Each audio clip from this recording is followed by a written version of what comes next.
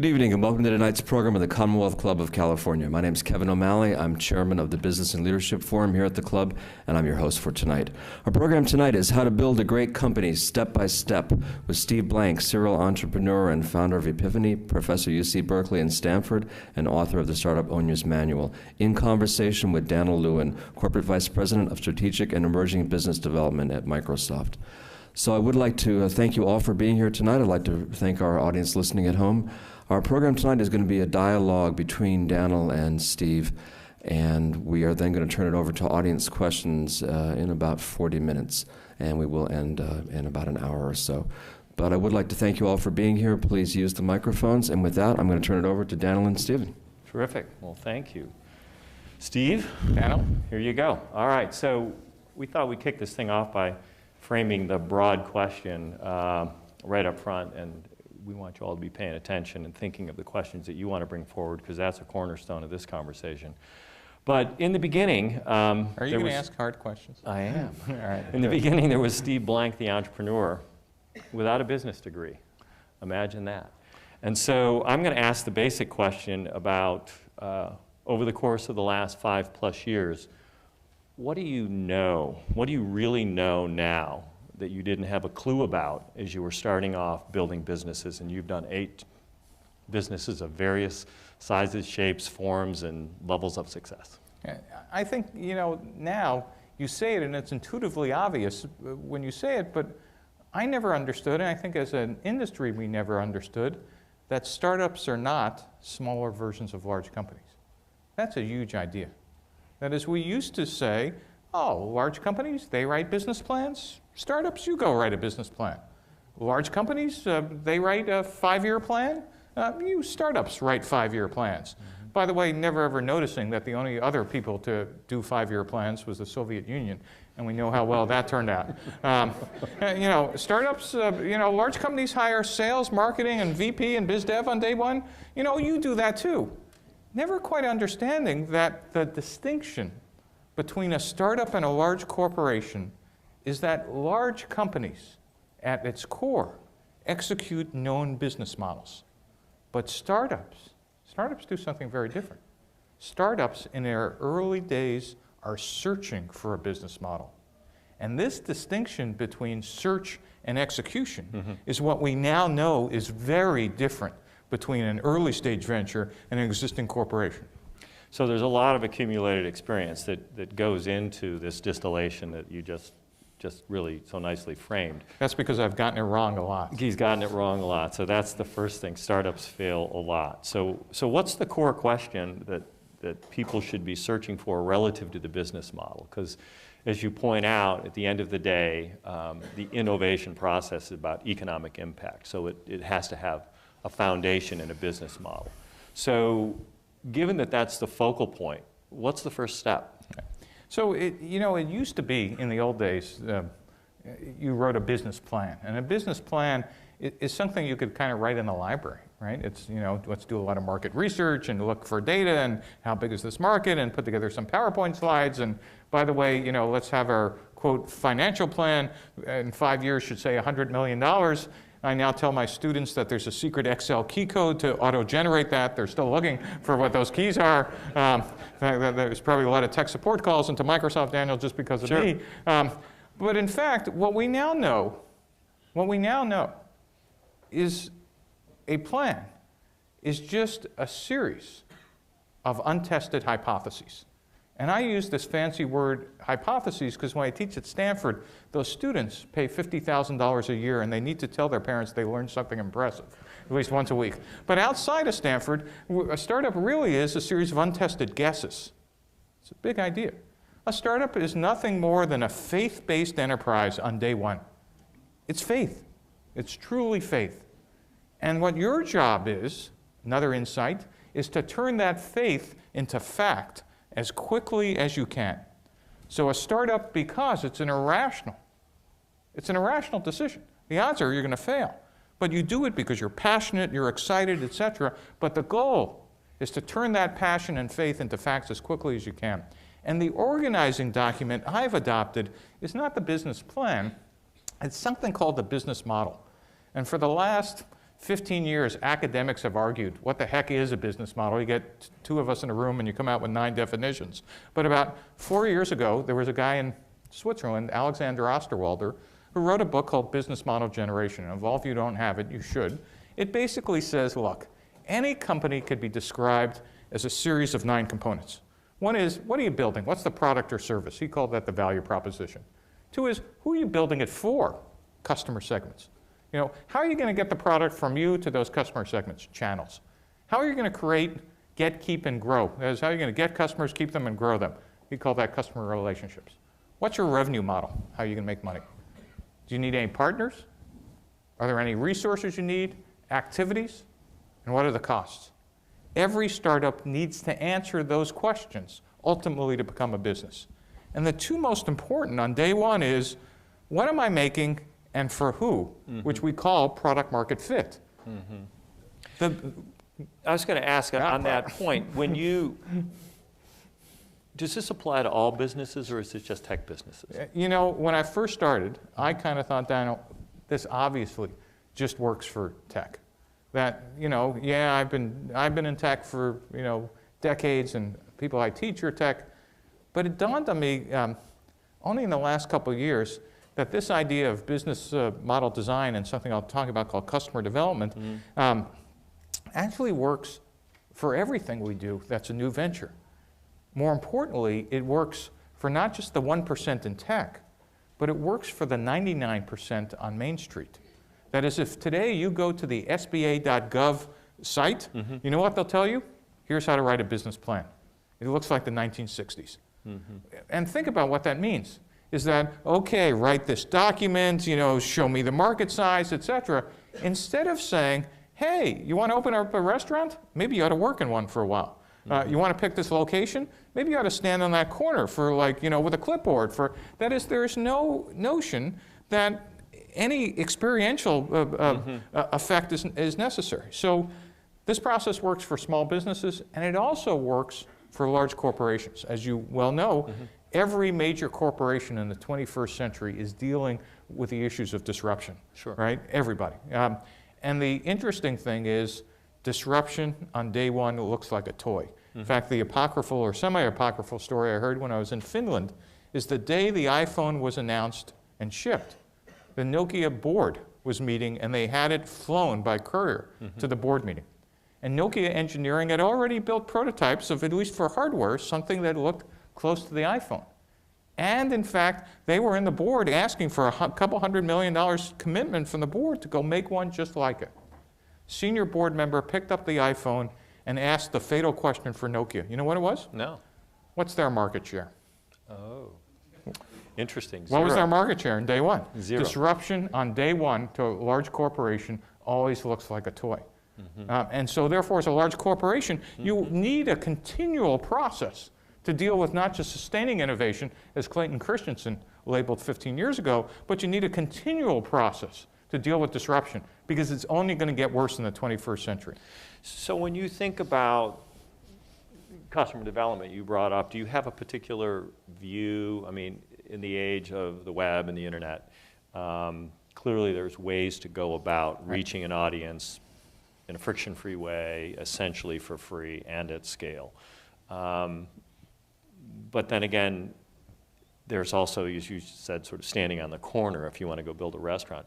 What's the implication of the current state of technology on sort of any business development problem like this? So let me put customer development in context. Yeah, put it in that context. So if you remember, I just talked about business models, right? Business model design, a company makes up 9 boxes, et cetera. That's great, and if you're like to do theory, you could sit in your office all day and draw up all the business model pieces. But if you remember, I said the fancy word for that is you just have a series of untested hypotheses. The real insight we now have after 50 years in Silicon Valley is that there are no facts inside your building, so get the heck outside. It's a big idea. That is, there's no doubt that you might be the smartest person in your building, but it is in fact guaranteed that you are not as smart as collectively all your potential customers. But in fact, if you are an engineer, the default is thinking that maybe more code or more features will solve a talk to the customer problem. And some of you are actually like looking at your shoes being a little embarrassed right now. So the process we talk about to turn those hypotheses into facts is called customer development. And customer development says, we expect that your initial guesses, your initial hypotheses, are more than likely wrong. And that's going to be okay. But we're going to get you out of the building physically or virtually, if you're a web mobile app, and we're going to have you start interacting with customers as early as possible. And you're going to test two fundamental assumptions. One is your assumption about what the problem or need the customer has. Because when you started this company, inside your head you were going, yeah, we're going to solve X problem for them. Or if it's an entertainment product, oh, we're going to fulfill this need. Great, let's see if someone other than you shared that belief. And if they did, now we're going to test the second piece, which is, does your solution solve that problem or need? That cannot be done inside your office. To answer your specific question, web, mobile, cloud apps allow us to get that feedback incredibly rapid, at a scale and at a speed never imagined. But the same process also works for physical products. It just means you physically need to get out of the building, kiss your family goodbye because you're not going to see them for a while, right. you know, and then spend a lot of time talking to customers. But even if it's web mobile, I have a philosophy that says you haven't validated your hypotheses until you've seen potential customers' pupils dilate, right? That is, unless you see them going, ah, right, personally, then all the market research stuff on the web, that's great. But unless you've cross-correlated that by having some percentage say, grab you by the collar and go, you're not leaving until I have this app in my hands or I have this product in my hands, you really haven't gotten valid customer data. So do you do that in the open, or do you do that in kind of stealth mode, as people talk about for startups? What's the right way to go about that? Well, the right way is the only way I could get you to do it. But the So you must go through right. through this door. Right. It turns out I teach this process not only to students but also for the National Science Foundation and people who have some serious technology who you would think they'd want to keep it all under wraps. One of the mistakes in thinking about this process assumes that what I want you to do is take your source code, your patents, and your firmware and share it with customers on day one.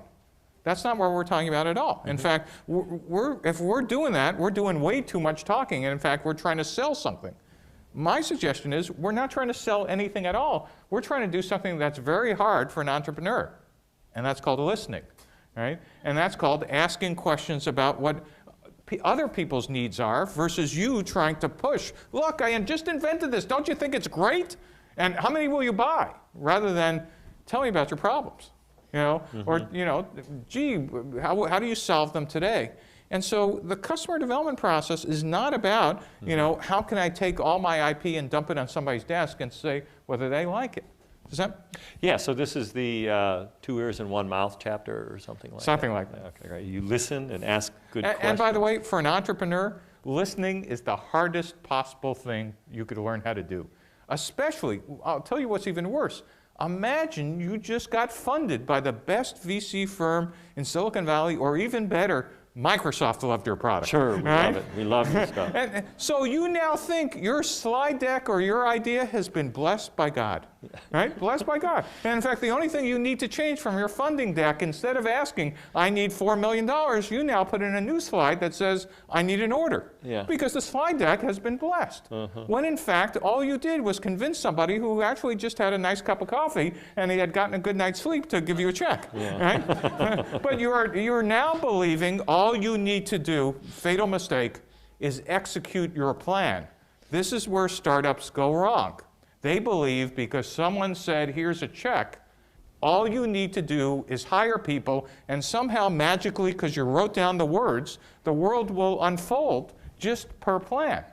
We now know after 50 years it doesn't work like that. So what's the culture issue then in an organization? Because, I mean, one of my observations, before I worked at Microsoft, I did a series of startups, and one of my observations is that, you know, the leadership culture, people mirror the great. founders and the leaders. And so you should be careful how you behave. It's not unlike being a parent, right? So the question I have is more around, as a founder, you have to select some team members. You know, is there a right number, a wrong number? Are there strengths and weaknesses to consider as you bring forward the right mix for this level of customer engagement? Because Sure. you're talking about this notion that you have in your book, which is terrific, about sort of how do you get to this minimal viable sort of place with your product before you hit scaling. So talk about the culture and that process a little bit for everybody. So culture and people really do start with the founder, and it starts,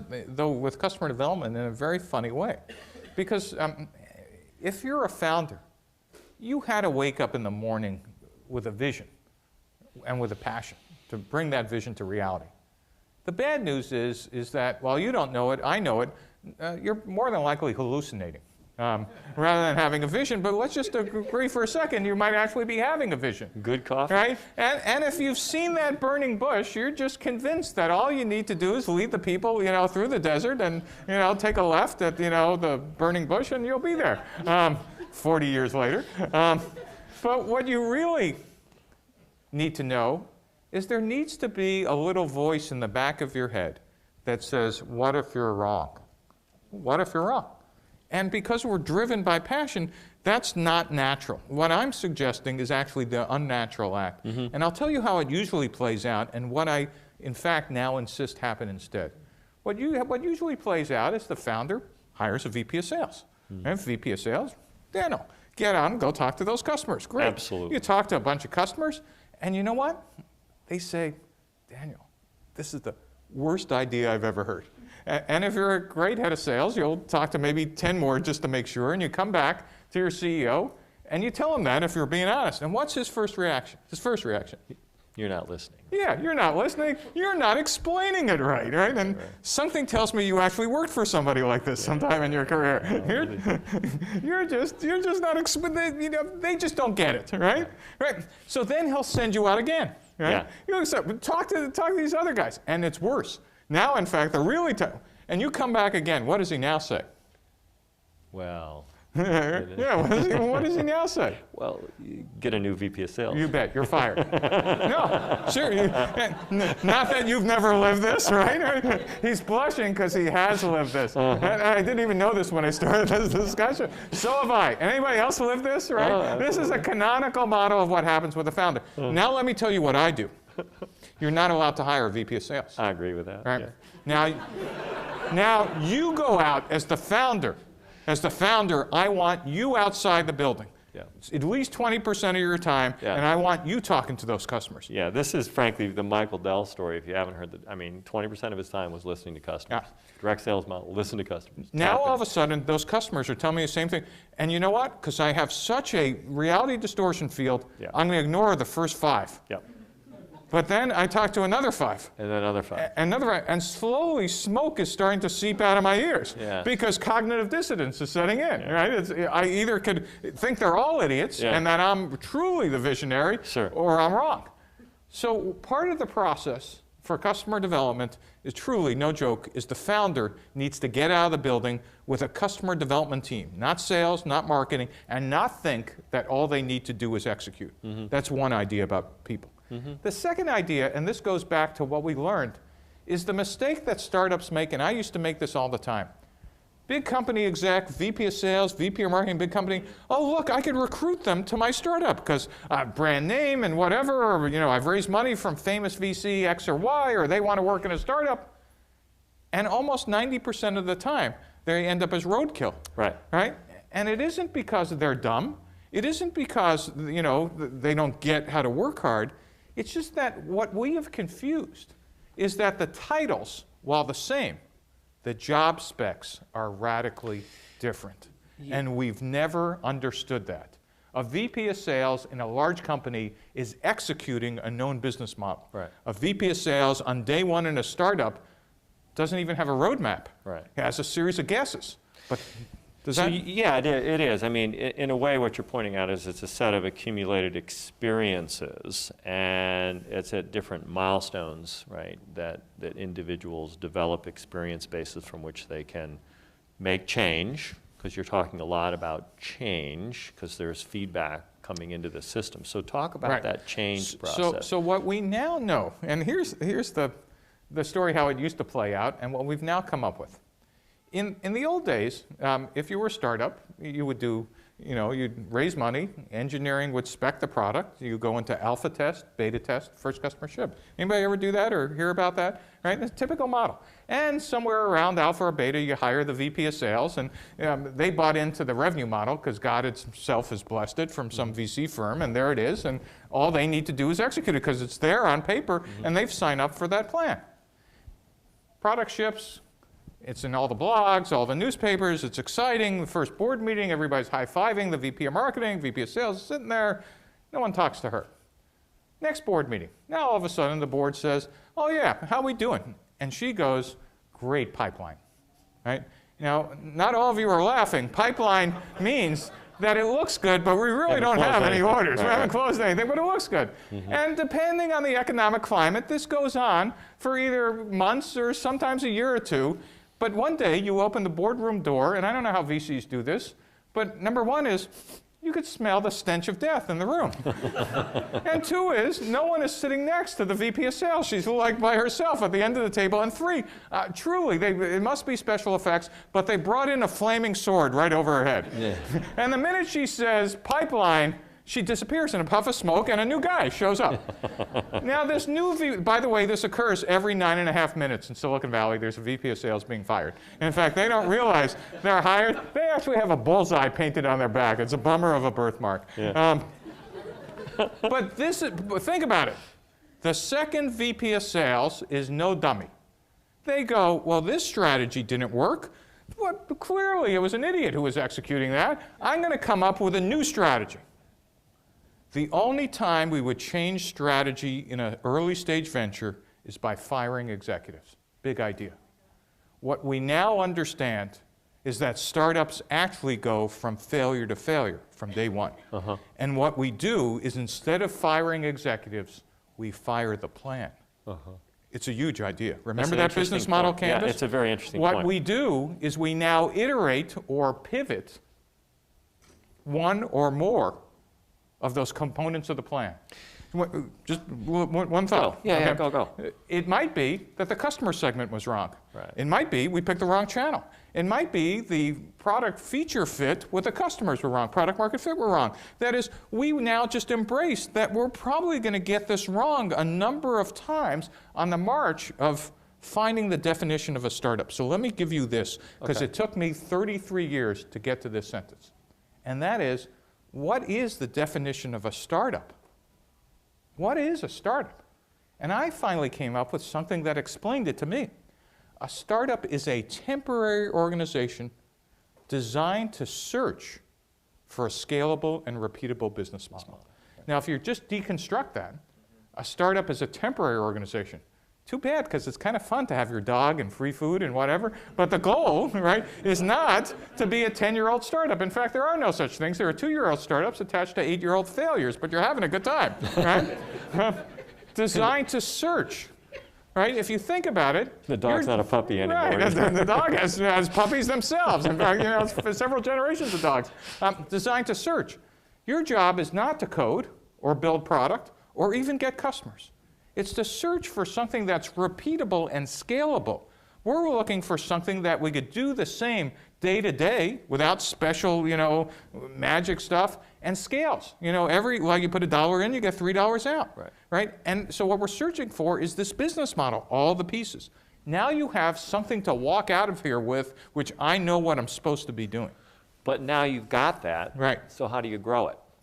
Because there's a challenge associated with this initial customer segment. It's really more straightforward than not to have a small and important customer base around which you build a, say, profitable small business, but now you want to scale it. So there's something going on. How do you do that? Right. And that's the That's the secret memo that founders never get from their investors. Okay. So can I share with you the secret memo? Yeah, tell us. So it turns out that most founders never get to see liquidity of their own company. Depending on investor or venture firm, most of them get blown out, or, which is a polite way to say, replaced by their VCs. And ironically, of course, the most successful tech companies were run by their founders. Some of them had to be exiled for a while till they grew up. But others, like Bill Gates and Larry Ellison and Reed Hastings and Dell, et cetera, still running. But most everybody in between never got the secret memo. And here's the secret memo. A startup to become a company really goes through 3 phases. One is this search for the business model.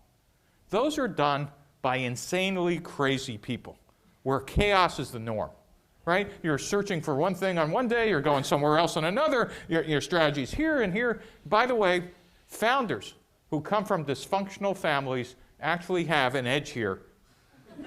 That's only time in your life. It's true. Anybody, some of you are kind of quickly looking around, going, seeing if anybody notices, but I'm talking about you. It's the first time in your careers you're going to have an edge because if you're a survivor of a dysfunctional family, you actually knew how to operate in chaos and focus on what's important. And by the way, as an aside, it's why you tend to crater your own company when it becomes successful, because when it becomes repeatable is when you get incredibly nervous and actually have to create, sounds like you know exactly what I'm talking about. All right, so just as an aside, the next step. It's that little voice. It's that little voice. The next step is the one that you don't get the memo about. And here's the funny thing. If you're a venture-funded company, let's just say you're lucky enough to get venture capital, you see one VC, one venture capitalist every 6 weeks in a board meeting.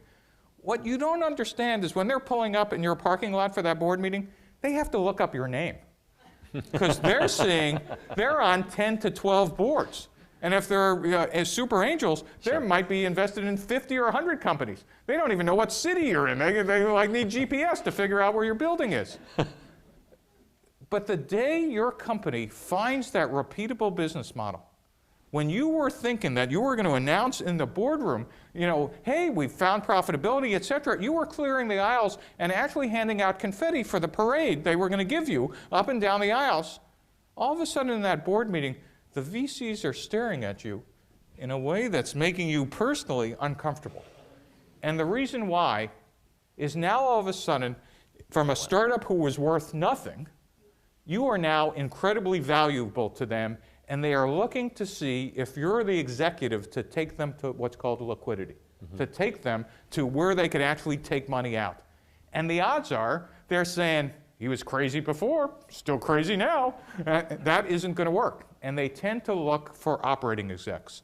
And an operating exec is someone who knows how to take a early stage venture and put in all the processes and procedures and the HR manual and the sales compensation plan and the whatever, where you were just happy, I don't know, here's the deal, whatever. Now, again, there are some world-class founders who manage to make that transition.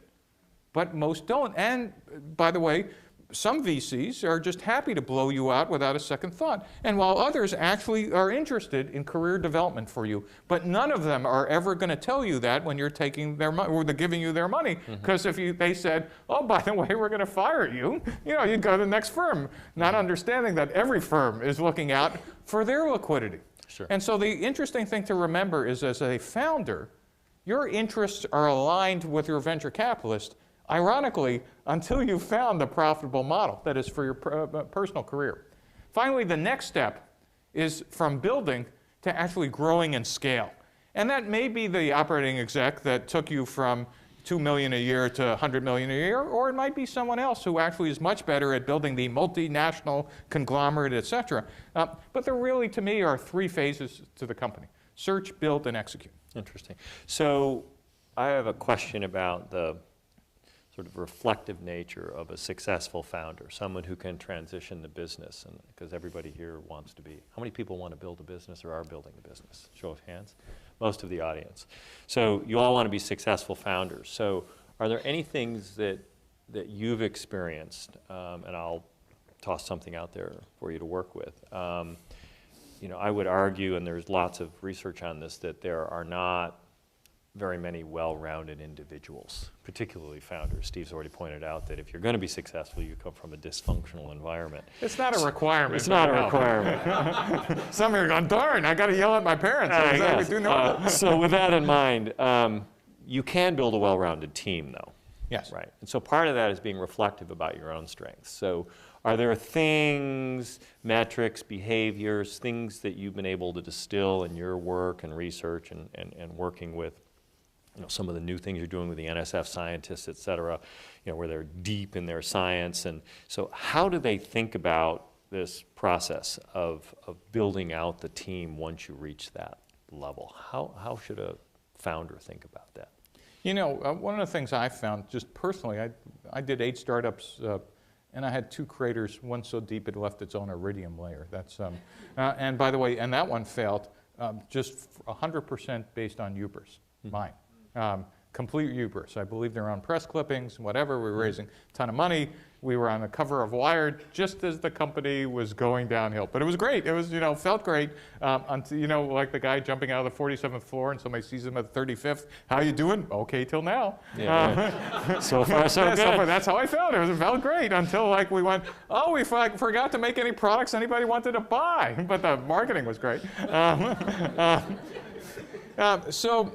You know, blame it on the sales guy. It was always the sales. No, actually, I have to tell you, if I could digress for a second, sure. which I've been doing the entire evening. That's good.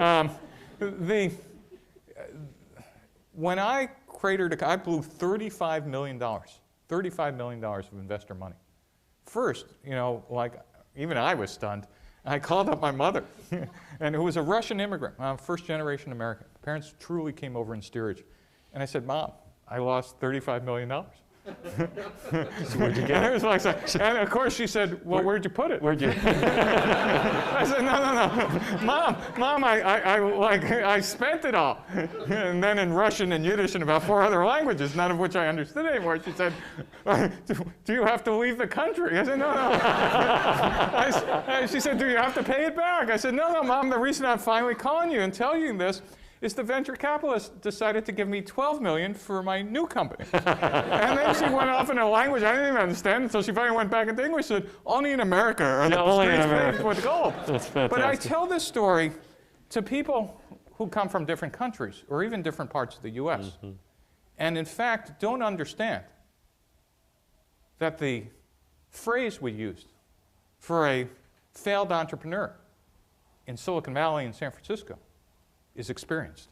Mm-hmm. And that's something about the American culture that's truly American here. Mm-hmm. I mean, I've been to lots of other countries. I know you have as well. All the time, sure. And while you could have the same human beings and the same whatever, but we operate in a spirit of that failure, an honest failure. I'm not talking about stealing the money or going somewhere else. Is failure equals experience, and you get multiple shots in this culture if you failed and learned. Mm-hmm. And so I forgot what your question was, but I wanted to answer that one. It's more about, okay, so you don't want to fail, you want to win. Right. And you want to recognize your limitations, right. if you will. So that's the core of the question. So in fact, let me turn that question around, because your boss at Microsoft, or your ex-boss, Bill Gates, sure. did this spectacularly well, at least from where I sat. Sure. Bill went through, I don't know how many presidents, right? Sucked them dry, and then got another one and learned from them. And I don't mean suck them dry. No. I mean, you know, I do have some experience in sort of seeing some of these things, and I'm not a student of the Microsoft history. I've been there for a while, but not in the early days. I worked at Apple and other places in the That's early when computers days. had 4 bits, right? Yeah, more or less. It was the 4040 before the 80. Right. But John Shirley was right. the first and very important, which gets actually into a question that I want to come back to about data and analytics, because John Shirley had come from Tandy Radio Shack, where they had lots of stores, thousands of stores, and lots of little teeny things that they had to count. And so there were clearly metrics that drove the management and structure of the company as it grew and scaled very, very rapidly. And Bill clearly knew, I wasn't there then, but he clearly knew that he needed someone of that skill. And so John, by all accounts, was the person who did that. Then there was another level of scaling after John stayed on the board. He didn't mm-hmm. He didn't get used up. He mm-hmm. maintained his rapport with the company at the board level. Of bringing in Bob Herbold at one point was another who had come from Procter & Gamble, again, where Microsoft's an interesting company because it's not kind of a branded house like GE or a house of brands like Procter & Gamble. It's a unique unto itself, lots of different products, but an interesting company. And I think Bob, again, I think Bill was smart enough to know that he needed skill at that level. And that's the unique thing, I think, about extremely successful founders who stay on, is that they recognize their strengths and weaknesses. They bring in that talent.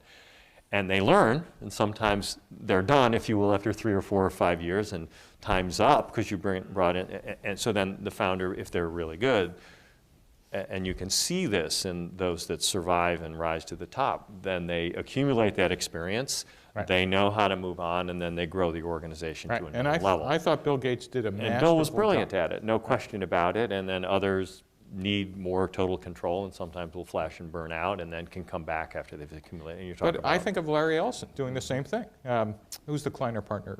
Ray Lane came in. Right. Saved the company. Oracle clearly hit a wall, Yep. and they had business and business model and financial issues, et cetera. And then Ray Lane came in and absolutely fixed it. And then at another point, Ray was done, and Larry's still running the business, and Safra brought another discipline. So I think they're all like that. So I want to get back, though, to what's in your head about the metrics and the data, if you will, that can be important differentiators for a company. In fact, fundamental requirements. And you, with Epiphany in particular, had a lot to do with those kinds of things. So if you want to talk about how founders and startup businesses should be thinking about monitoring their metrics and the data and how that helps them beyond the people culture stuff that we've talked about. So, in web-based businesses, it's almost criminal not to be collecting data and using it. But to me, the question is how and what are you looking for? And I tend to think of founders, world-class founders, are running a pattern recognizer full-time in the back of their heads. I just call it a neural net, and they're looking for patterns in the data. That is, this whole thing about customer development is I finally have figured out how to get founders outside the building. And then I realized, oh, I just got them standing in the parking lot. Okay, now I need to get them in front of customers. Okay, they're now in front of customers. And for a while, I had them, reporting back about every customer meeting, but not getting any insight. And what I realized was, it's why accountants don't run startups. And I apologize for any accountants in the room. But at the end of the day, this is not about a spreadsheet, right? A successful business in an early stage is not about adding the numbers or about the number of customers. It's about finding sometimes it's the outliers. It's the people who threw you out. And they said, too bad you don't have X, I would pay $1 million. And you kind of laugh, and then so you're driving the car going, did he just say $1 million? We're selling it for $600. Right. And then you go back and say, can I find some more of those people? Or, would you give me an order? And so, to me, analytics are just the beginning. Collecting this data is just the beginning, but it's not just to collect the data. You're looking for something that's just no one's kind of figured out. And this goes back to some of the successful patterns of entrepreneurs. People don't talk about pattern recognition. We talked about tenacious and we talked about agile, but boy, if you're not curious and if you're not great at patterns, the odds are you shouldn't be a founder. Join someone else's startup. Because it's not about execution based on numbers. There are some corner cases where you could find those, but I have found the most successful ones, they thought it was over here on day one, and they see some other pattern over here, and that's where the business is. Yeah, I've had personal experiences of that ilk, and it's absolutely the case that founders' vision tied to a particular moment in time or a particular product strategy can be blinded if you don't, if you really don't listen. And what's really interesting is about when you get one of these flashes of recognition, most founders take about a week or two until they could connect it to their mouth, right? I mean, you go in and say, we need to change everything, but, well, why?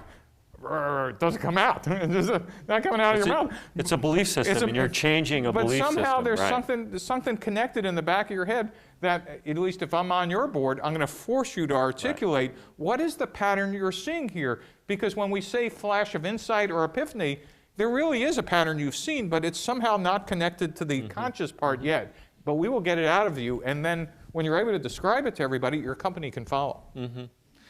So one other question in general that I think is important today, and then I want to turn it over to the audience, is all of this, in the modern world especially, factors in issues associated with, say, compliance, privacy, intellectual property, things like that. So do you have any general observations about intellectual property issues and things like that that people should be paying attention to?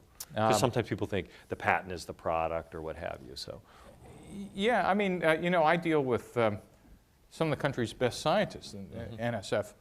National Science Foundation, and some of the other classes I teach in Stanford Engineering School and at Caltech. But the issue isn't about how smart you are or about your technology. The business is about how does your technology fit with customers who will pay a ton of money for it, and how can you find a lot of those? So, it's not just I have the best patent portfolio as a startup. It's different if you're Apple or Microsoft or Google or Facebook, but on day one, it's not just about your technology. And in fact, for most engineers, that's really a hard thing to get over, is because if it was just about about your technology, you're just going to need an extra room of where to put the bags of money when people show up at your door. Sure. And for some reason, it just doesn't happen that way. Yeah. So what we're really looking for is the best match between your great technology and customer fit. Got it. Perfect. Well, great. I want to make sure that people in the audience have a chance, so if anyone wants to start to queue around the microphones, I'd appreciate that. Great, thank you. And I would like to remind our audience listening at home that this is the Commonwealth Club of California. My name is Kevin O'Malley. I'm chairman of the Business and Leadership Forum here at the club. Our program tonight, How to Build a Great Company Step by Step, with Steve Blank in conversation with Daniel Lewin. And please step up to the microphones with your questions and make them good ones. And look forward to hearing what you have to say. All right, ready to go. Is that the best question? It is. All right. It's the first question. I've got a hypothesis. All right, perfect. I'm John Wolpert. I'm one of the founders of Upstart Mobile, which we spun out of Best Buy a few years ago, makes Cabulous.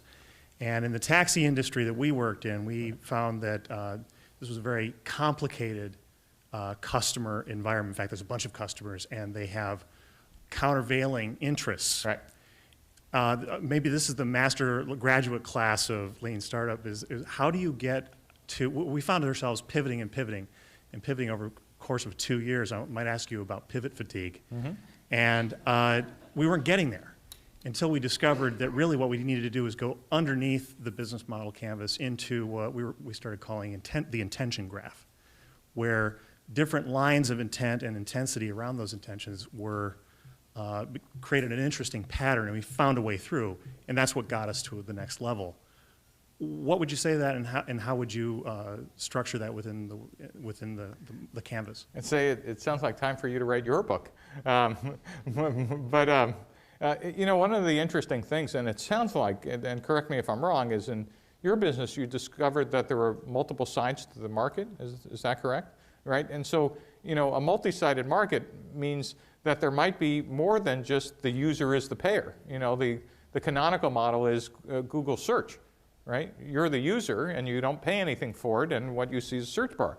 But that's not Google's business, right? The business is actually not you, it's a set of advertisers who by the way, there's a different value proposition for, right? Google AdWords, and a different revenue model. Oh, and by the way, they have a direct sales force.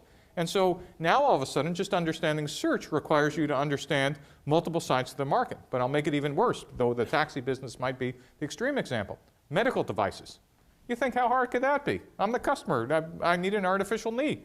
Oh, I'm the user. Well, wait a minute. There's the doctor. Okay, another side of the market. Well, wait a minute. They can't put any hip in or knee in. There's the hospital. Oh, wait a minute. But who's the payer? Oh, the payer's the insurance company. Oh, okay. Well, that's another side of the market. Well, wait a minute. There's the FDA. There's regulatory.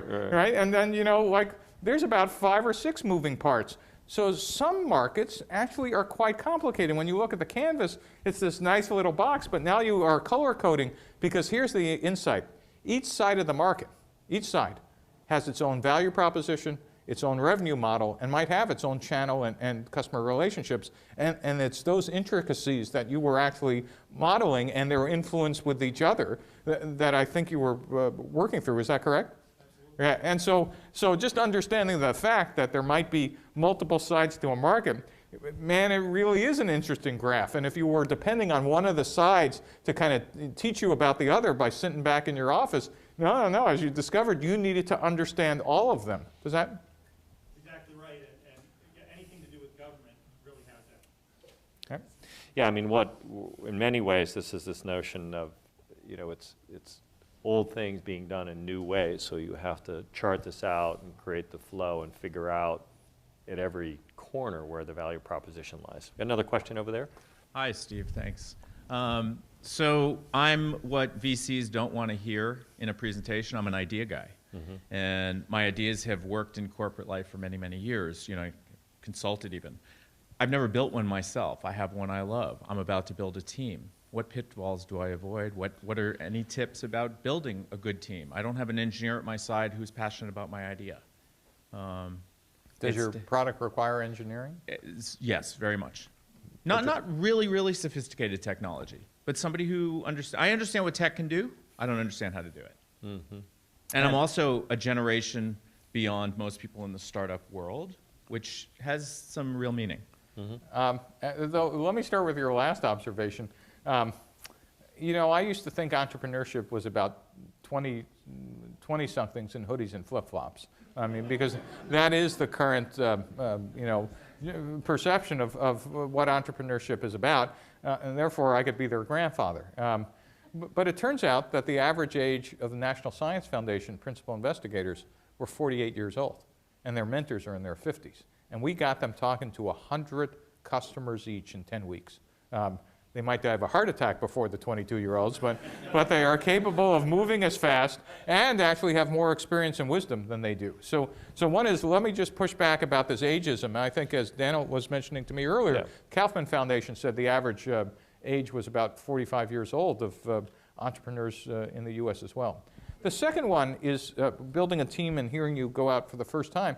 The first order bit, the first thing I would just remind you, before you commit to lots of team and energy, etc., is start testing your belief of the problem with people outside of your wife or your kids or your friends, and see if other people share this. Now, by the way, I've said this multiple times, it doesn't mean that if no one likes it, you abandon the idea. Truly, this is not an accounting problem. But you should be able to explain why you're going to ignore all the data. It might just be because it's a new market and you see something they don't, right? It's okay, but at least, say, okay, let me explain to you why I'm going to ignore the data. So my first piece of advice would be test the problem, test the solution. Right? And then test the solution is in the form of anything from a wireframe to a PowerPoint to a prototype to and this is the idea of something called the minimal viable product, of build not the entire product, but the smallest possible piece of the product that could get you learning and order, revenue or something without going through the entire development process. And it could be that you might be the corner case that needs to build the whole thing. I have yet to see that except for an entire nuclear reactor. And that's the only one where there's not an MVP. And in fact, even in Fukushima, they could tell you that isn't good enough. And we need some new good ones. Right. Another question. Hi, I'm Mark Risher, CEO of Impermium.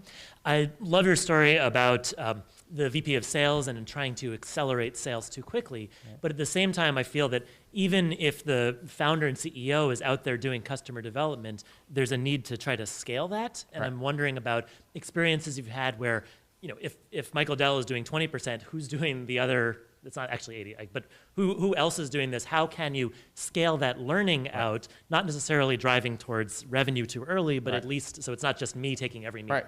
So, and again, I'm going to just remind you from everything I say here, it's not the way, it's a way, okay? And a way to think about this is what you, the founders, are trying to do rapidly is to be the bow shock of what the sales process should look like.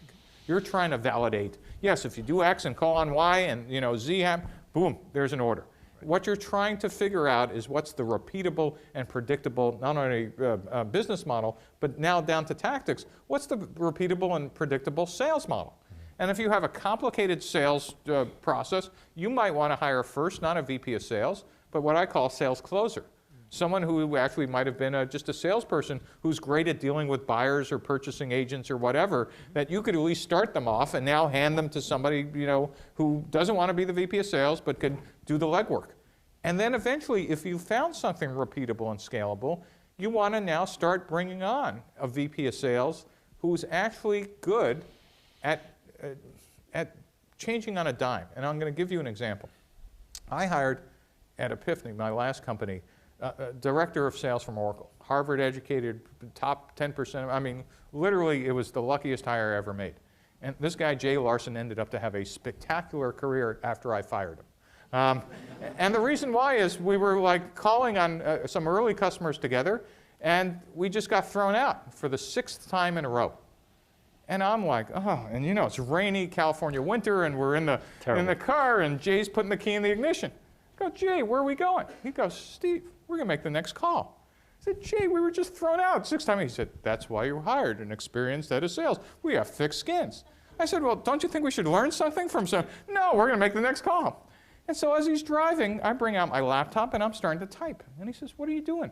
I said, well, I'm changing the presentation. And the car almost goes off the road. You can't do that. I've memorized that presentation. That's the problem. Okay, that's the problem, right there. My point is, you want somebody, even after you find this repeatable pattern, early on, to be flexible enough to understand there still might be other money out there. I don't know if I answered your question. Yeah, I would say one of the things there is when you hire people, Yeah. you want to trust them, but you want to verify. Right. And if you don't get verification of what you believe in, Right. your belief system, you got to change Right, it. and here, how many of you are technical founders? Anybody in the room? All right. This is the biggest mistake technical founders make. I don't know anything about sales, so I'm going to hire a VP of sales. Right. They have a great Rolodex, and you know they came with great references. You're out of business. You're truly out of business because you will be BS'd to the rest of your life unless you have gotten out of the building yourself. And by the way, I could train engineers to do this, who the difference between an introvert and an extrovert, when I get them, is whether they're looking at their shoes or your shoes. And by the time I'm done with them, they know how to make eye contact. So I could teach anybody to do this, is I want you learning how to talk to customers. Because when your shiny new VP of sales says, let me tell you how hard it is, you go, you know, I'm just an engineer, but I closed the first 10 deals. Oops. Yeah, Oops. right. Very, very good. Another question over here on the right. Hi, my name's Paul. My co-founder and I are building a product that we, at this stage, envision selling to businesses. But we're wondering whether we can't learn a lot more right now by putting it in unpaying users' hands. You know, so can you validate the assumptions around the problem that you're solving without at the same time validating that people are going to be willing to pay for the solution? No. Yeah. Well, let me add. Except if you're Microsoft. No. I'm not. It has nothing to do with Microsoft. It's something that we just did recently, but I think was very wise, which is, I think, if you talk to Yammer, San Francisco-based company. There you go. I mean, the model was to drive viral usage, to drive paying customers. And there's something to be said for figuring out and interacting with customers in such a way and then providing a set of services. And so I'm not going to speak to their model, but it certainly worked for them. And I think, you know, it all depends upon your approach. Right, so you can do it in the open. You can, so Steve, go ahead. No. I mean, you're digging yourself a nice hole. No, it's not a hole. It's a good thing. It is a good thing, and not to be facetious. I mean, there are cases where you could actually use a freemium model Bingo. For a B2B sale. I just am somewhat old school in B2B, in like, I really want to know who's going to be paying for this stuff ultimately. And if you can't get anybody interested on day one as you spend time inside the organization, it doesn't get better over time. And so if you do a freemium model for B2B, it doesn't mean you don't need to be spending the time inside of large organizations figuring out who's the user, who's the payer, who's the economic buyer. And by the way, in businesses, there's always a saboteur. Which never shows up in sales school. They're not on the org chart. Right, they're not on the org chart. A saboteur is always the one whose job your new product threatens, right? And they'll do anything to keep you out. And so you need to understand all this stuff, and I call it the order of battle. right? The order battle is different than the org chart. You need to understand the org chart, but the overlay is who has influence to who and what order do you need to penetrate the account, et cetera. Your job as the founder is to understand all of this, so when you push the button, it becomes automagic. There are good models to pick from, for sure, and I think that's very valuable. Another question? Hi, I'm doing some work with a company that's about 10 years old, and they've developed really well. So they came up with a product, they screwed up, they pivoted, they've built a market, Cool. and they have a business model that's working. Now they've come out with their second product, they've thrown it into the same business model, and it's flopped. And if you look at the business model that the new product requires, you can sort of see why. So big companies and small companies are different, but what happens if you're a big company that has to act like a small company? Microsoft could be in the same situation. I would Xerox, go you ask know. Daniel, how does that work? Sure. I mean, you have market context you have to operate within, right? And any large company, and Christensen's books are probably the best, are trapped by the success, if you will. And you know, the approach to engaging your next generation business model has to be factored into, you know, how you built your existing business, right? So in the case of Microsoft, the success of the company is tied to 700,000 other entities who do things with the products, add value on top of the databases, install, blah, blah, blah, all that kind of stuff. So the new models, right, as you move beyond licensed software into software and a services architecture, software that runs on a device, if you will, and then a services architecture that loosely couples and interoperates, you do have to have a long-term view, a long-term strategy, and then it becomes the CEO's job to figure out the timing, right, on those transitions. It's a big pivot, if you will, for a shop the size of a Microsoft. But any successful going concern will be trapped by the model. And as the market context changes, and technology is certainly a key driver in that change. The internet changes everything.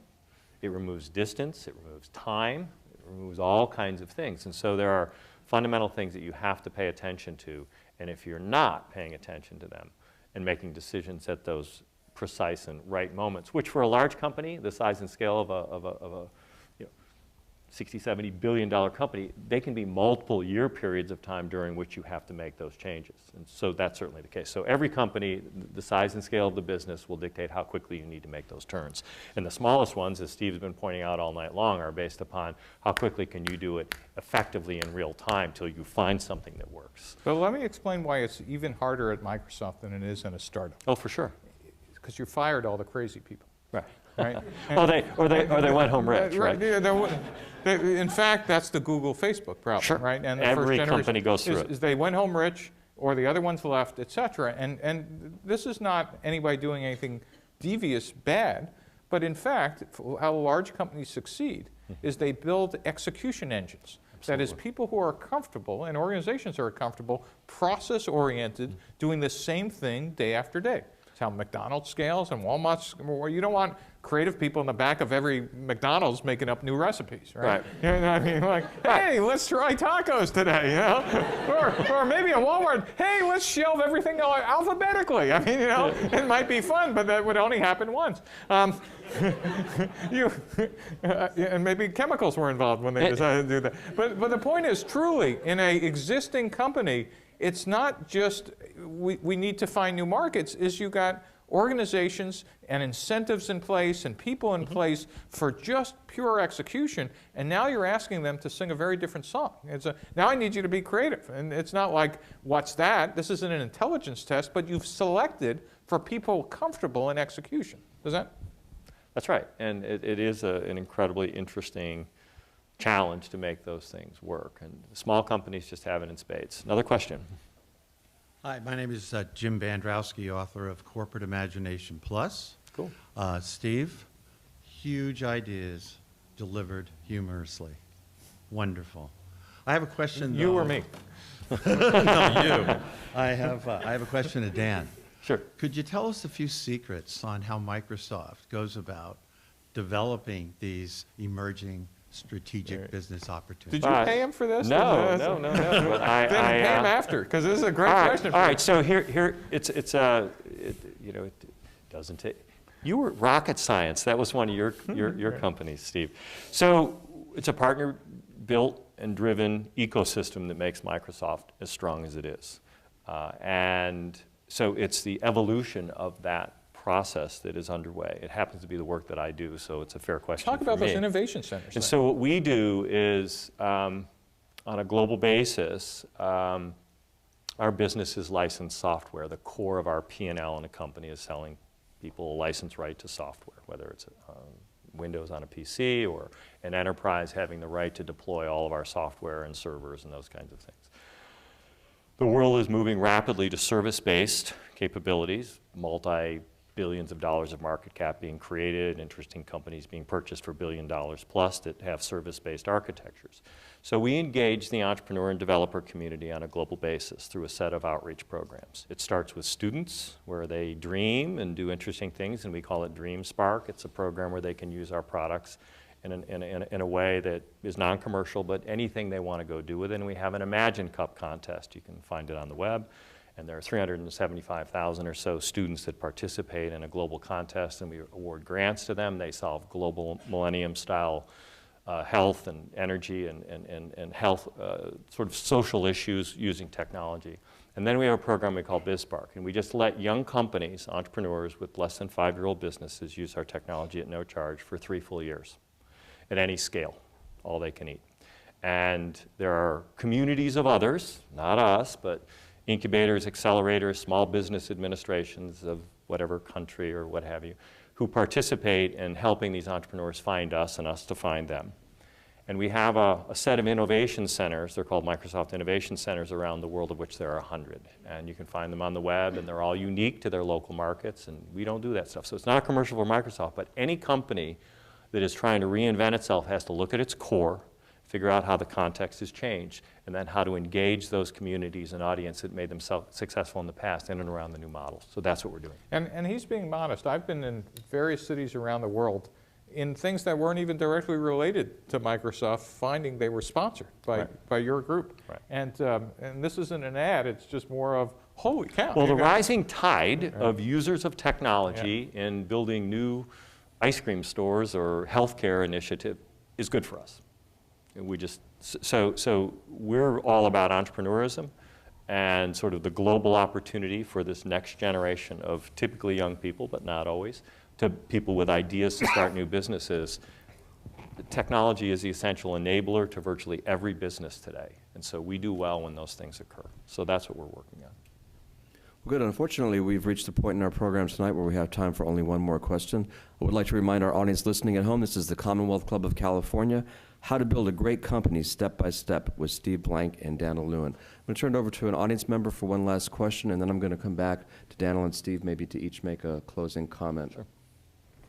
Daniel, great BizSpark program. I'm actually a member, and I run the BizSpark SF user group. Oh, so thank you. great job. Definitely a wonderful program.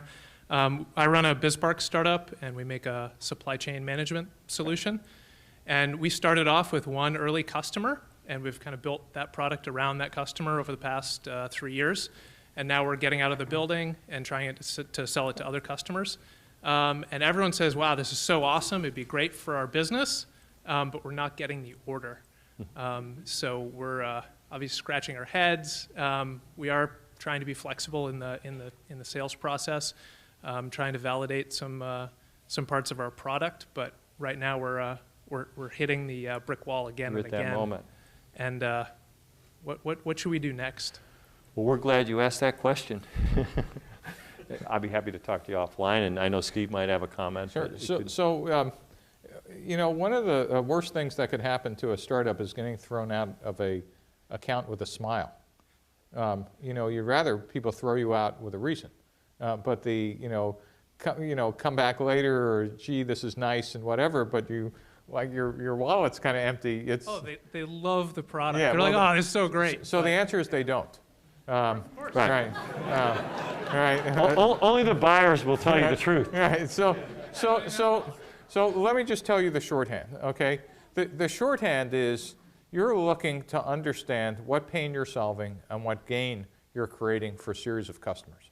And if you can't tell me that first here's your hypothesis and here's what I've heard people tell me are not pains number 1 through 49, but people tend to buy to solve their top 3, maybe 5 problems. So the fact that somebody said it was nice or they liked it, my next question is, where does this rank in the pain you have or the gains you want to create? And if they say, oh, it's the top 3, then you need to be a lot blunter than you've been, clearly, and say, then wait a minute, I want your wallet. And you go, what? That's the order. I want your wallet right now. Empty it out. I'll put the money in an envelope, and when I deliver all the features you asked for, I get to keep this. Oh, I can't do that. Good. Now let's have a conversation of why not. And so and I'm not being facetious here. You're being too nice of a guy, and this doesn't have to be a painful It's interaction. not contentious, right. But you can't leave with a smile. You've got to be a little more aggressive, inquisitive, trying to understand. Where did you not understand? Because you're getting a lot of smiles and no orders. And this happens, don't feel bad, it happens to everybody until you get, well, wait a minute. If I could cash in those smiles, I'd be rich, but I'm going broke right now. Does that answer your question or not? Right. So you need to, literally, I didn't do this all night, but you truly need one of these. Right? In fact, come here. Here, I'm going to give you this one, because this, come on, is this the most deserving guy of the night? Right. So, and wait a minute. And then after you read it, you could buy me a cup of coffee, but well, no, I'll buy you the coffee, right? And we'll talk about your problem, okay? All right, great, thank you. Very good. Thank you very much. All right.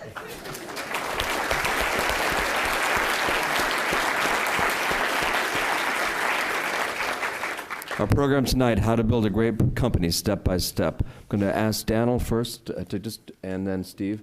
Can you just give us 1 or 2 lines, Yep. 140 characters on how to make it rich? And Easily done. So all of this is, I think, tied to a simple approach, which is your business is 10% what you're presented with, and 90% what you do with what you're presented with. And what you need to do is in the book. Is this where I'm supposed to say, and then you use Microsoft software or not?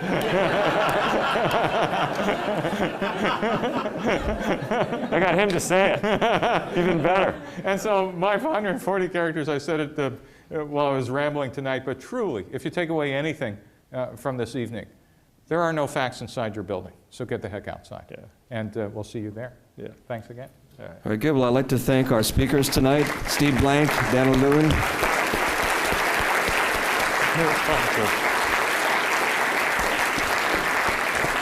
I would like to thank our audience here at the Commonwealth Club. I'd like to thank our audience listening at home. And with that, we'll close this program of the Commonwealth Club of California, celebrating over 100 years of enlightened public discussion is closed.